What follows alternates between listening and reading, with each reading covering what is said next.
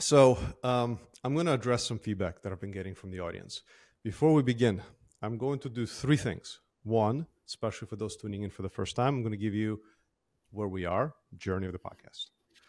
Two, I'm going to give you a little context of this specific episode. Three, I'm going to ask you to do something at the end of the episode. So real quick, the context of where we are in the journey of the podcast. First, it's been over a year since I asked the question of what is the future of people initiatives, literally. What is that future? It's over 70 episodes.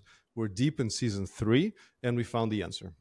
Okay, not the actual answer, but like the galaxy where the answer is. We got to go deeper.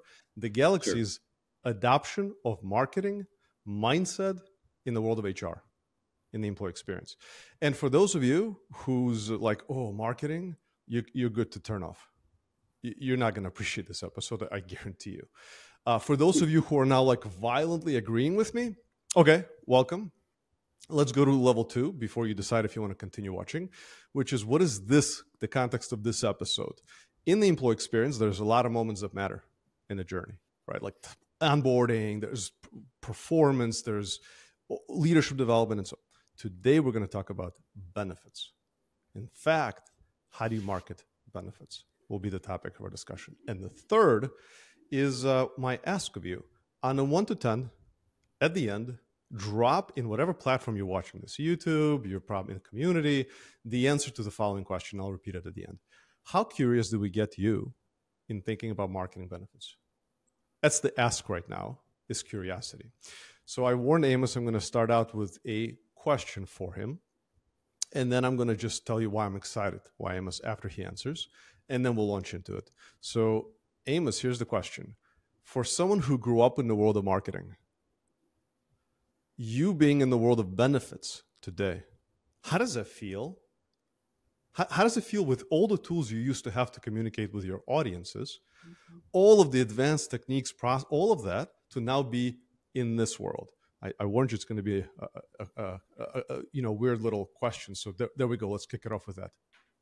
Well, I like the question, Adam, and I appreciate us having the chance to talk today.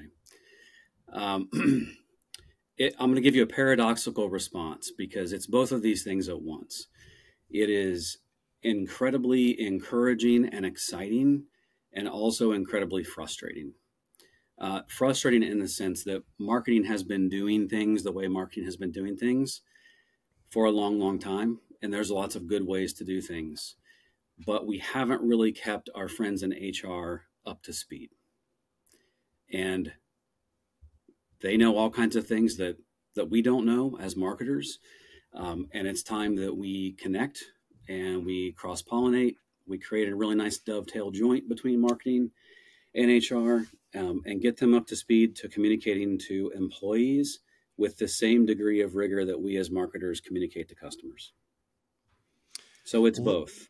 It's awesome because we know what works, but it's also incredibly challenging because it's like, why are we 10 years behind over here?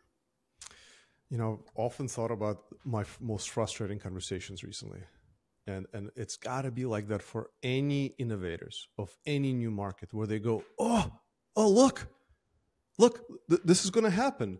And the vast majority of the people go, how do you know? Are you sure? So if I didn't turn off some of the folks, I think you just did. But the rest who are now going to be with us, are going to be with us for the rest of this episode because they're in violent agreement. So Amos, healthcare.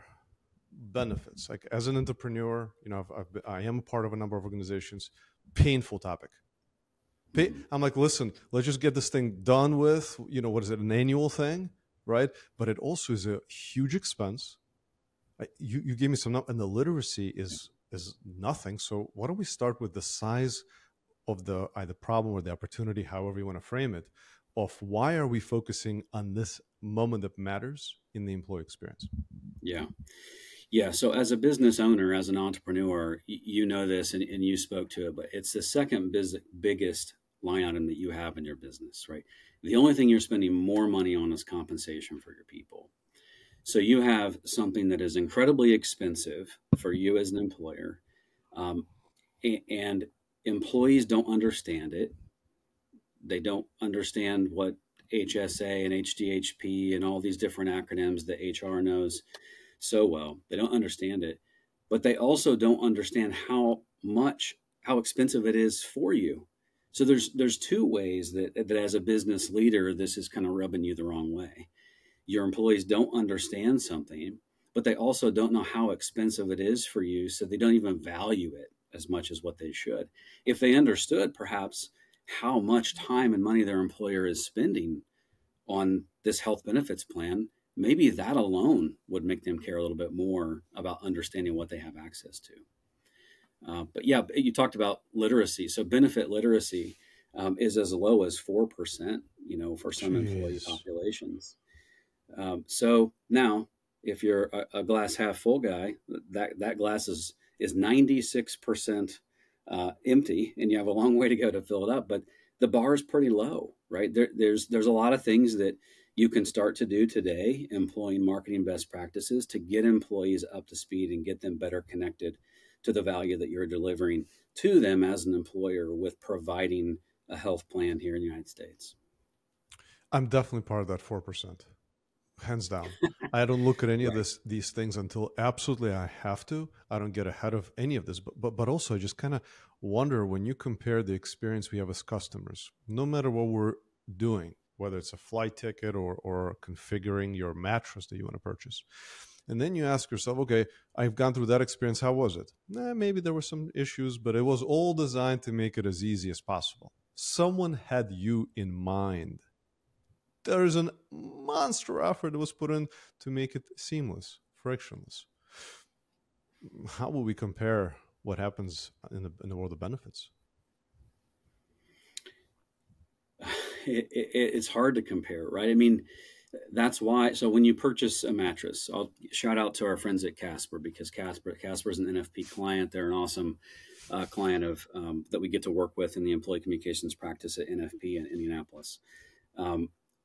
The way that most people are buying a Casper mattress is they might go to the website, then they're going to get retargeted. Then maybe they decide, I'm good for now. And maybe they keep getting retargeted. Maybe they've joined an email list, right? So when we go through an open enrollment cycle as employers trying to reach employees about picking the benefits that are right for you at this given phase of life during this 5 to 10 business day cycle, that education is all lumped into that one thing at that one moment, right? Oftentimes it's not really thought about as a campaign. So there aren't things happening like remarketing, retargeting, multiple channels of communication that are coming at you to try to deliver one campaign effectively. Commonly, human resources is emailing 1, 2, 3 times. Maybe there's an announcement at a town hall or something, but that might be about it. And you've selected a plan that you probably don't remember you selected 12 months later. So then you go back to human resources and say, what did I pick last time? I want to pick the same thing again. Without even thinking if you went through, what HR calls a QLE, or a qualifying life event. Did you get married? Did you have a child? Did you have a separation? These big major life moments call for needing to look at those things again. But so often employees aren't really trained to think about things that way, because employers aren't really driving well-being, understanding, or benefit literacy throughout the year, but rather just dumping a bunch of information right around open enrollment and kind of going through the motions. So you really have to employ those marketing best practices to look at what a campaign looks like. How do we leverage multiple channels? How do we do year-round benefits communications and try to increase benefit literacy? By the way, guess what else happens? Your people might get healthier. They might get happier. So now you have more engaged employees because they're literally healthier human beings, but now they have a better understanding around the value that you're delivering as an employer as well. There's really not a downside. Just as you're speaking, I'm picturing the easiest kind of dots. The dot 1 is the current state of the world, where it's an event. Benefits enrollment is an event. Dot 2, which is this new world that we're living in, are continuous campaigns being run. The bridge is us adopting marketing. And it's interesting that you said the words campaign specifically. I think campaigns are a foundational way a marketer thinks. In fact, a quick commercial break, 30 seconds. Next season, season 4, is going to be entitled something around campaigns. Where every episode is going to be, we're going to be sharing a campaign that has been run, what was effective and what wasn't. So, Amos, one more question before we start to drill in. I'll be back with you for that one, then, Adam. I was hoping you would say that. Yes. I bet you weren't. And I got it on record now, Amos. So yeah, perfect. You're coming back. So before we jump into the people, process, technology, in case we do have someone who's listening who's not completely convinced, I kind of want to nail the last nail in the coffin, if you will. When you first were introduced to the podcast, and I know you and I went back and forth, you were like, I'm not sure marketing. Did you mean to contact me or somebody else? Like, how do you think about this emerging market? Or maybe in a different way, how fast or how slow do you think the adoption is happening from your view? When you talk to people about marketing and benefits, what kind of reactions are you getting? Typically, the reaction from human resources is, "Oh my gosh, thank you." And the reason why is they know this is difficult. They know the pain that they're experiencing. I'll just, at the risk of getting into too many numbers here, let me just hit a couple factoids. Yes. 69% of employees feel that a comprehensive benefits program increases company loyalty. It's probably not the best one to start with, so maybe scratch that one. But speaking to benefit literacy, nearly 2/3 of workers say that their current benefits package makes them feel at least somewhat likely to remain with their employer. That's actually not the one I wanted to read either. I'm sorry. It's okay, but these are great stats anyway to give us context. Yeah, so 7 in 10 employees say they would prefer to receive benefits information at least a few times or throughout the year. Let's see a few more here. So the response from let me hit a couple more here. 60% of companies don't have a long-term internal communication strategy. 74% of employees have the feeling they're missing out on company news. And then getting back to the benefits piece alone, when communication is ineffective, only 6% of employees are satisfied with their benefits. That stat is not suggesting that the benefits program itself needs to be particularly good. The statistic is about the quality of the communication around the benefits program. So whenever we're touching on some of these things in conversations with prospects or with clients, they feel seen. Like this isn't information that human resources is surprised by. These are problems they experience. They live in it. So when prospects especially, but also clients recognize that there's an employee communications practice to help them with these things, just by the very nature of NFP being their benefits broker, I mean, there are sometimes literal cheers. I had a conversation this morning with a young woman who I met for the first time 3 or 4 months ago in a prospect meeting.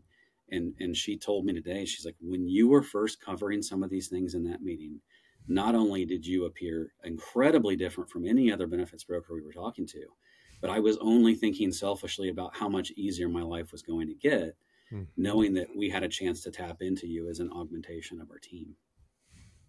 That was a laborious response to you, or there, Adam. But no. Yeah, the response is typically celebration, right? I mean, HR knows this is a challenge and a problem. And it's therapeutic for me to hear that, because I do get a lot of my kind of teeth kicked in with marketing and HR. I was just approached yesterday, hey, would you go to this conference, but could you tone down the marketing speak? Could you adjust to not including the word marketing, because most of the HR folks are not going to get it? And I was just took a moment, a real moment. And I'm like, well, if I'm seeing this emerging market and if this is the only way to get there, how do I just tune it down? How do we not talk about the practice of connecting with people and resonating with them that's matured, that is needed exactly in the world of HR? So good to continue. Did you have a comment there? No, just that I guess maybe, Adam, I'll turn the table on you. You can't expect a human resources professional to know how to buy marketing. we got to consider our audience, right? So as marketers, that's what we do all day, every day. So when we're talking to human resources, in partnership internally, or even externally, if you're a digital marketing agency or you're a benefits broker, I mean, you got to know the buyer. So what are the pain points that human resources has, and how is your marketing skill set going to relieve that pain?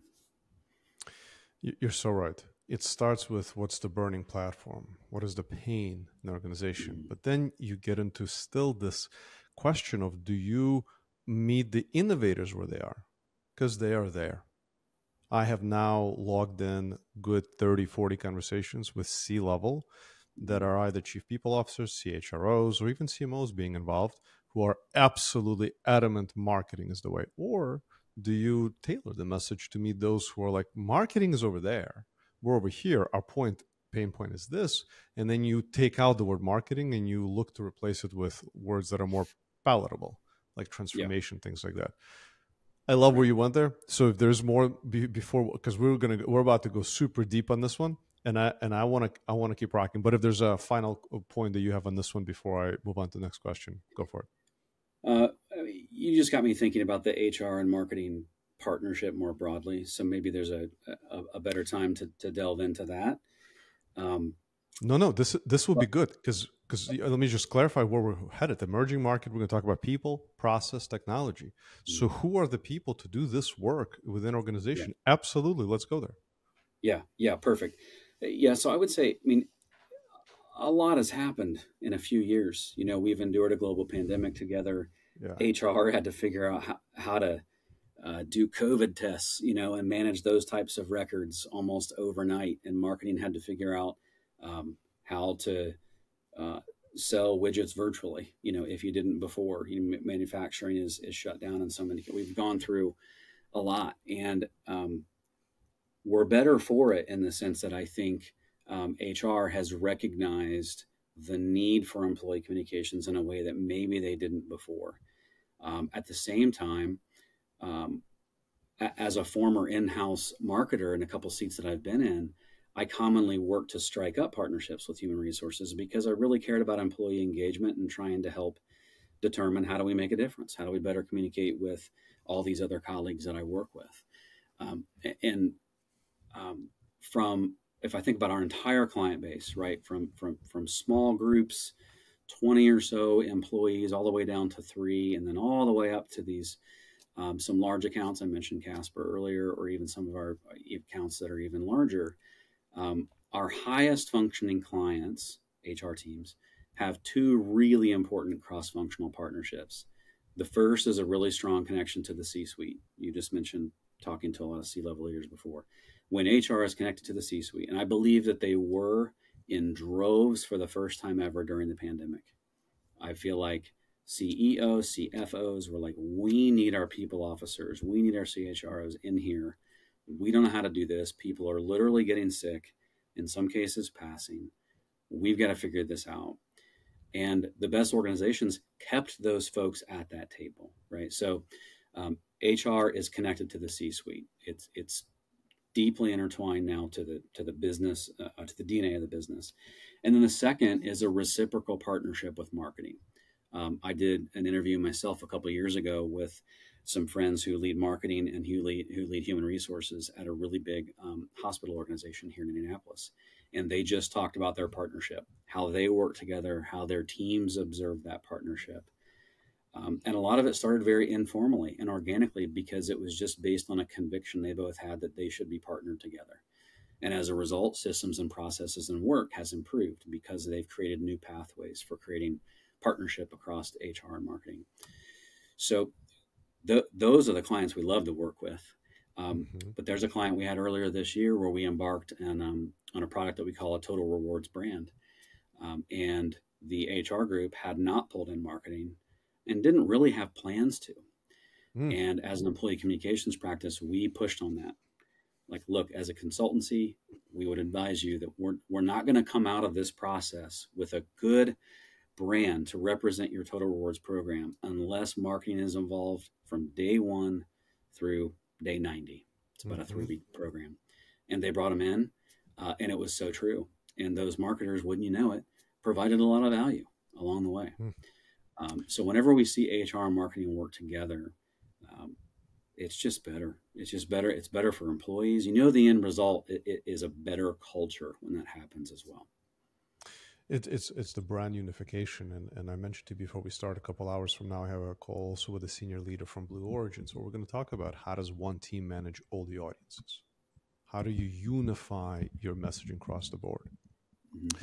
But at the risk of not slipping in that direction, you talked about, the world of HR and the partnerships. But where I want to go next with the people process technology is the double click on the people. Let's take a couple of years out and ask ourselves, what does this team look like that's going to adapt marketing inside the world of HR? Yes, through the lens of benefits, I think that would be great. You can touch on how this could bleed beyond the world of benefits.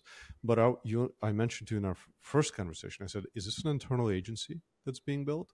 Is this a whole new function, or is it going to be, I don't think it's going to be in the world of CMO, because CMO has their priorities, their KPIs to meet. I think this is going to stay in the world of people operations. What do you think, and what does that team look like? So I will first say there are multiple right answers.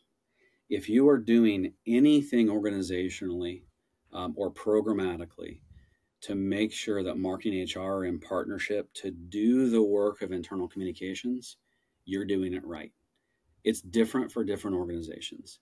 My personal preference is that there's an employee, there's an IC professional, an internal communications person that actually sits inside marketing, but has a dotted line to human resources. The reason I say that is the skill set for an IC person to do really good work is more closely aligned with the way marketing is taught and practiced in this country. All the things that HR knows, HR can teach and HR can inform. But it really does, as we've already mentioned, kind of take a marketing mindset to do those things. But I do want, in the most formal way possible, a dotted line in the reporting structure to the human resources leader or another leader inside the HR department, that IC individual sitting inside marketing has connectivity to and accountability agreements in place. I think I'm going to do a webinar. That is going to be a heated debate on this topic. We should just have a raging debate. Because on one hand side, it unlocks all kinds of marketing resources and alignment to the brand, and you have the creative analytical teams. On the other hand side, it maybe escapes the responsibility. And what if you need to scale this team?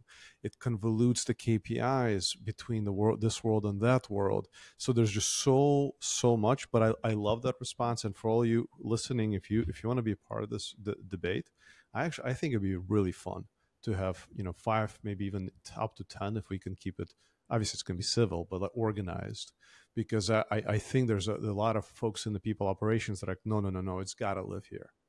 And then there are some in the world of market. I've spoken to a few CMOs. We need to bring this in and support it. Well, see, that's why the pacifist in me had to lead in like I did. There's more than one right answer, and that it is true. There's so many scenarios where there's not any level of effort being taken to connect those groups. Right. So at this point, where we are in the year 2023, I would say any level of effort you're moving in that direction is the right thing for right now for where you are. Just know that it's evolving. Right? You've got to keep up with employee expectations, which are shifting. Yeah. 100%. So we touched on the people. Let's talk a bit about the process. And again, I'm so glad you brought up the term campaign, right? And how marketers think constantly in terms of campaigns. But let's address how you see the adoption of marketing in the world of employee experience focused on benefits. And I know that you have, I've never done this before, where there's a presentation or we have any slides we're going to project. You're welcome to, if you feel like that would be beneficial for those who are listening, maybe on Spotify or any other platforms that do not have the visual. We're going to speak to the slides. If you're watching this on YouTube, then you'll have the benefit of the visuals, and you can do the screenshots. I do that. When I see something cool, I'm like, screenshot. Yeah, well, let's give it a go. We can innovate together right here live. on the podcast. So let's click share, and then we're going to see what happens when I go full screen. Hopefully this is working. I don't see you anymore, Adam. So you tell me this is if we can perfect. see. So NFP, Employee Communications Practice, has a process. I always lead by talking about Lasso as very simple, right? The best processes are simple, and they're proven, and they're repeatable. It is not complicated. The fact of the matter is you need to commit yourself and devote yourself to a process, and you can come up with whatever that needs to be. For us, it's Lasso. This does predate Ted Lasso by 2 months.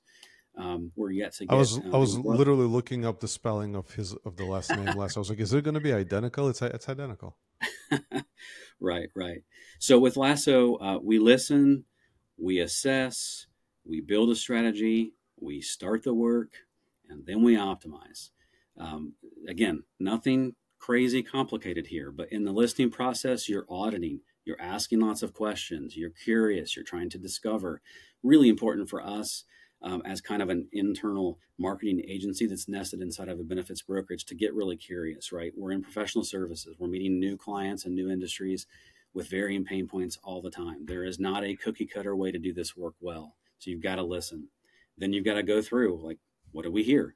Is that right? And all of these steps are very dialogue driven. We're not going away oftentimes and doing a bunch of work in a magical silo or fancy bungalow or loft down the street. We're coming back and we're validating the work with the client, really functioning as an augmentation of the team.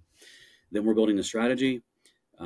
That's probably the more expected pieces, right? That's where we talk about thinking about things as a campaign, applying the classic marketing rule of 7, which we always do.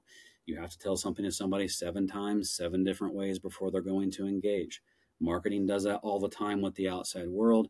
Human resources, not so much with the most important internal customer, which is the employee. I just want to pause there for just 1 second. Please. 7 times. I do have a slide for that too, Adam. Okay, well, let's do that later because I want to hover on that point for just a bit because 7 times, I know that's the case for me. I'm pretty sure. Beautiful. Go there and let's talk about why it's so important, because when we see it once, were we really paying attention? Go for it, Amos. Yeah. I mean, this is what we live as consumers, right? And you might have a face-to-face conversation. We'll go back to mattresses. Casper's going to love that we're talking about mattresses so much, but you brought mattresses up, not me. I did. I started this. When we're talking about mattresses, it's a great product, actually, example here, because commonly it's a big purchase, right? Both literally and perhaps financially.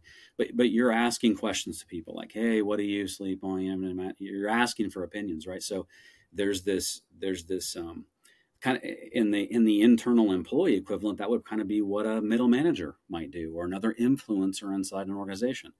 Of course, you're also doing research online.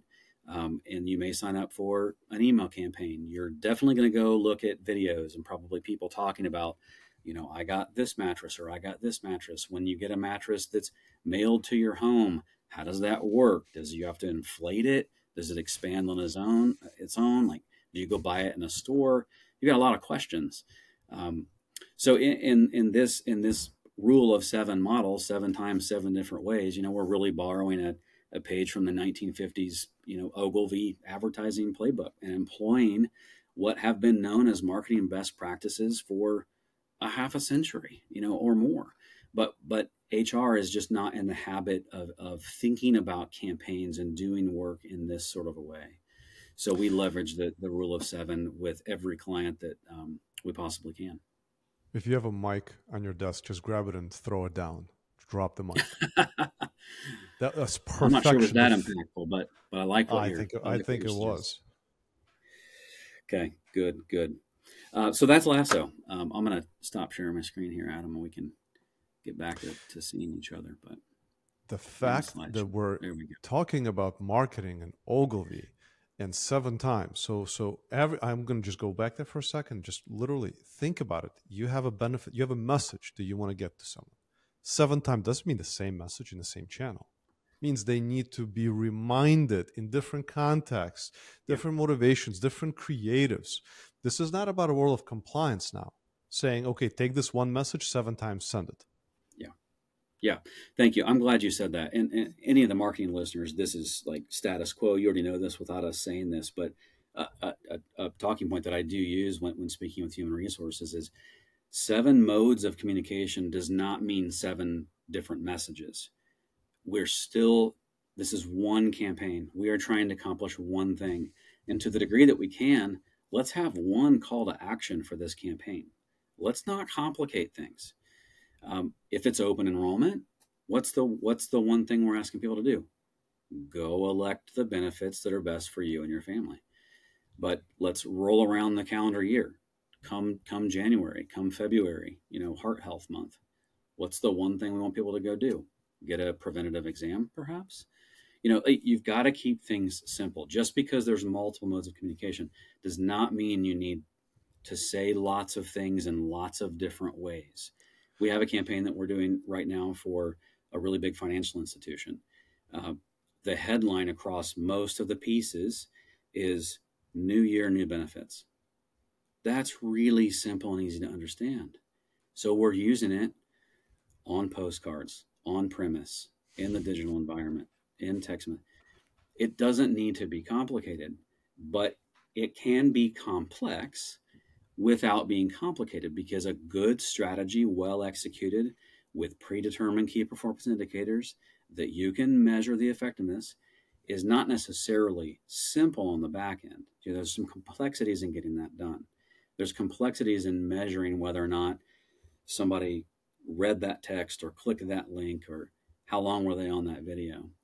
And those change for different environments. Sometimes you don't have visibility to a high degree of metrics, and sometimes you do. And maybe I'm nodding to the technology part of the conversation that you're probably thinking about now, Adam. But most important is all those things are agreed upon during the strategy.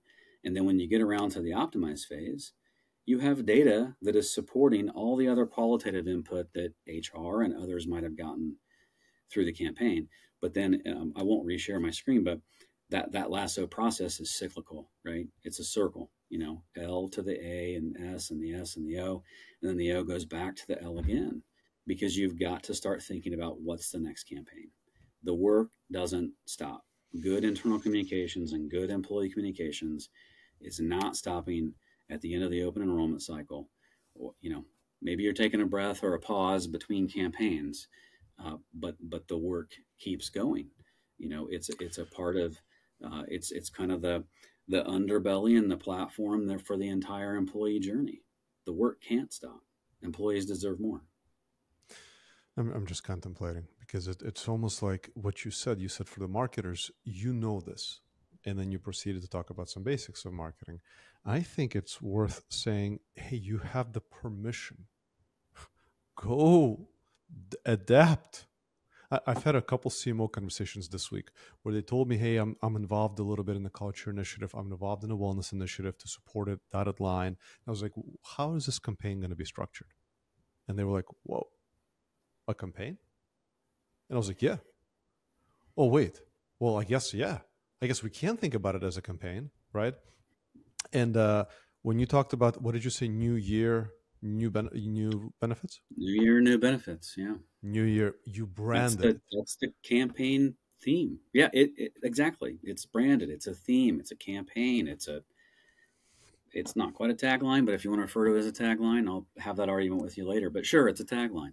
The point is, you have a message that is being leveraged across multiple different channels to deliver the same campaign message to the same audience multiple times throughout a period of time. Yeah. Yeah, you would not have me say that that's a tagline for sure. It is key to give it a name, to give it a brand, to give it the value and the power. And the next, which kind of bleeds us into technology, you're right. People, process, technology. I love technology. I'm a founder of a technology company. I live in that world. But to me, it's about, okay, messages. We got to keep them short, 7 times. We talked about it. Now it's about segmentation. Now we need to figure out, okay, this person picked their benefits. This one did not. This one picked the benefits and then did also this action. So for them, because we want to be relevant, we don't want to 7 times say, pick your benefits if you already picked your benefits. We don't want a message to go out and say, if you picked it, ignore this. If you didn't pick it, then do this. It's like, Right. oh, you don't care. Like Amazon would never. If you've already ordered your package on Amazon, ignore this mess. And if you didn't, are you kidding me? So, Amos, when I think about where we're headed with this, is to start to think about what tools we have as marketers with those audiences that allow us to segment and personalize and begin to adapt technologies or create technologies. Of course, we're in the midst of technology creation ourselves. But tell me how, not from a technology standpoint, although you're welcome to, from a practitioner standpoint, what would you want to be able to do to market to this internal audience? Well, technology's got to be a part of the conversation, right? I mean, so many organizations have not really retracted from being mostly remote. Certainly, most organizations are now hybrid. So not only are we dealing with a more disparate employee population, we're also dealing with a more asynchronous population that's working across different time zones. So the ability to say, we've got a lunch, here in Indianapolis at noon, you know, might not make sense for a third of the population. So that group needs to get communicated to differently. Yes. In fact, here in our actual office, earlier this week, in fact, two evenings ago, we had a little get together. We had dinner together. We did some duck pin bowling, some pinball, some bocce ball. Just had a good time with the windows open in a beautiful facility downtown Indy. And for our remote population, we sent some gift cards and some encouraged them to take a loved one out and do something similar. So you've got to think about the segmentation of the audience differently. A gift card is not technologically advanced, right? So technology plays a role. It is not the only thing that is happening. But I would argue there are also things like a postcard with a QR code. Again, QR codes have existed for like 18 or so years. Bad marketers actually gave QR codes a really bad name, and people stopped using them because they didn't understand them. Also, these phones didn't keep up with QR codes. Now, all you do is just open up like you're taking a photo, and your camera understands what link to go to. But that technology has been around for a while. But on a postcard that's being delivered to the home for a campaign, and there's a QR code that might go to a Total Rewards microsite or a digital benefits guide to learn more, is a really impactful way to be a part of a campaign, but also connects, quite literally, print and digital technology, which then combine to create a more meaningful employee experience as a whole. Multi-channel, no doubt. And when I think about the digital channels, I think about the question that marketers ask when they think about communicating with customers. I think this is the first question that one of the first questions I would ask is, where are their eyeballs now?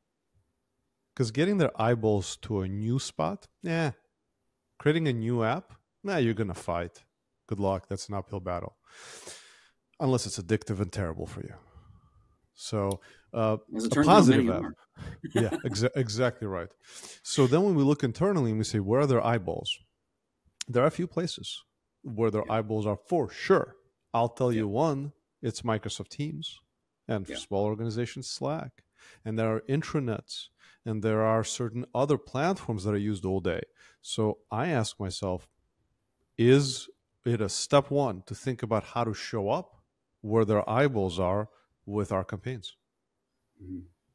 Yeah. What do you think? And, and the email inbox is one of them as well. Yes. At the end of every year, there's always the marketing trends blog posts and articles that are coming out that are saying versions of email is dead. And then you read the other one and it's like email is thriving. It's never been better. I'm actually in the second camp. I think email is a really effective tool when it's used the right way. I think Microsoft Teams is a really powerful tool when it's used the right way. Slack, same thing. Yammer, Workplace, all of these different environments can help carry the load and deliver an effective campaign to employees when they're used in concert with clear calls to action.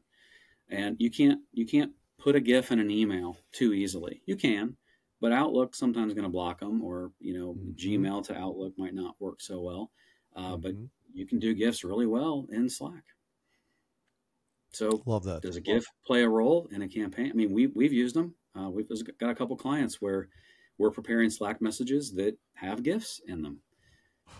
So, yeah, I That mean, is, your point's well taken, Adam. Why try to introduce someone to an entirely new thing when we already have behaviors that are built in to go to these other certain areas to learn about work? But also, I would argue there's validity in surprising folks. I'm not mm-hmm. suggesting you drive an airplane overhead with a banner behind it or take out a point of sale in the nearest grocery store. But there's certainly ways that you can still surprise employees by doing things that aren't so expected. And those could be embedded in the campaign message itself, or it could be a new mode of communication that wasn't as expected.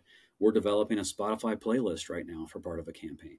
I assure you, the employees of this organization have never had a Spotify playlist developed for them as part of a campaign coming from human resources. It's going to surprise them. And then we have a user-generated content component of that, where employees are going to be able to submit their own song ideas related to the campaign. I love that. Holy cow. But That's Spotify awesome. is, to your point, Adam, Spotify is something people are already using, right? We're Yes. just using it differently. Right. It's a behavior that's familiar to them, and you're incorporating that into their work life. There's something I want to touch on, but probably briefly. I'm looking at the time and I'm like, oh, where did the time fly? We probably should have reserved at least 7 hours for this, maybe 9. And then we would have covered but maybe that's going to be our next episode. We'll pick up from this. But yeah, over the last couple of days, I've also been thinking about adopting marketing. What would be majorly different with these audiences? And I kind of feel like, there's the obvious one. What's different is it's a captured audience. They don't have a choice. And that kind of presents an interesting dimension to it. But the one that I want to highlight, and I wonder if that comes up in your world, is the role of the manager. Because I think about when the employee experience, and 70% of the variance really is their manager. And when you talk to anyone who works in a large organization, how's it going? Their response is probably going to be like, love my manager, or oh, I can't wait for the manager to change, or I'm going to get the heck out of there. And when we think about campaigns, they're an important audience, even for enrollment or for any of these questions. If a manager brought up lightly, if there was a campaign for that audience as an influencer, if you will, and they brought it up in front of their teams, hey, I took a minute. We all want to take a minute. Or they surface it, how much impact would it have? Is that even a variable that you consider either in current state or in the future state for your campaigns? Considered approximately 100% of the time, Adam. That's it. And what I will tell you is, oftentimes when we bring up leveraging managers or influencers, they aren't always the exact same thing inside a company, Agreed. as part of a campaign, unless it's talking points about something really formal, that's the exception. HR normally is sort of like, oh, okay, yeah, we could do that. Like, yeah, your managers are meeting with their people with a degree of regularity, once a week, twice a month. Is it bi-weekly, bi-monthly? I always get that mixed up. Me too. But yeah, I mean, you hit the nail on the head, Adam, and that's not complicated. That's not leveraging some fancy new technology that's going to have to get implemented and approved by the IT group. It's just leveraging managers. So there's another campaign that we have going right now for another client that I've not yet referenced, and we have middle manager talking points, and they were to use them twice during this 6-week campaign. Manager's discretion. Use them when you want. There's not a particular day. Just make sure you hit these talking points twice in this 6-week cycle. Now that's harder to measure, right? Like, but did you use them or didn't you? But what questions came up? Now if a question came up to that manager and that manager went to HR, or that employee then went to HR, now you have an additional input with regard to that particular campaign that might not have otherwise happened. But yeah, it is a necessity. It's as necessary as email and having some sort of a website environment, whether that's external and propped up, like we have a digital benefits guide that sits outside of an intranet environment. But email, having a website environment, and middle manager talking points, those 3 are always a part of our rule of 7 approach to every campaign. It doesn't mean we always do them because a client may have a good reason to disagree. But those are three I would say are always going to be a part of the listen and assess part of the lasso process as we develop a strategy. I hate to wrap up. I just don't want to wrap up because I want to keep going. But I'm going to wrap up. So let's remind ourselves where we began the episode. We said on a 1 to 10, how curious are you, the audience? That's okay if you have a low number. We can take it. We're going to ask ourselves to self-assess. I think we did pretty good, but Amos, on a 1 to 10, how well do you think we did to get people curious in marketing benefits within their organizations? I won't give you a number, but I will hope whatever the number was went up by at least 1 as a result of our conversation. Because a lot of this, Adam, is about incremental growth and adopting an agile mindset, just like we have in marketing. And we want HR to do the same thing. And we want to be in partnership with them to do that. So I will just say, I hope your number went up 1 based on today's conversation. Perfectly said. I won't give a number then either, but I will ask everyone else to do that. And then to also please subscribe. That is now becoming an important thing for me. I want to see how many of you folks are tuning in. There are now daily shorts that are coming out at 7 a.m. every morning. And the last update, I mentioned we've got a book in our community, which is called The Lost Audience.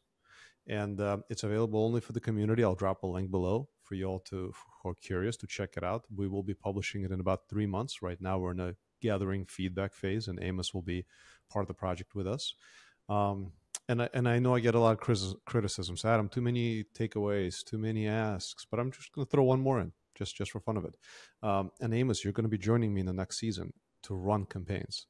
I am looking for those that are ready to roll up their sleeves, that are bold and courageous, and we will put behind you pretty much the entire ecosystem that's been built with this podcast. I have so many brilliant minds that are simply saying now, let's find the courageous folks with an audience, let's run campaigns, and for them then come in and tell us what worked and what didn't. So with that, Amos, just a huge, huge thank you. I'm sure for those who made it to this point in the video, I'm sure they're as grateful as I am for your contribution. Glad to be here. I appreciate it. There's a lot more information I can give. So if anybody wants to reach out, you can reach me at amos.haffner@nfp.com. And Adam will probably put that somewhere. But I am a geek about this stuff. Not as big of a geek as Adam. But would love to continue the conversation if something comes up. You can also find me on Twitter. Or do we call it X now? We may.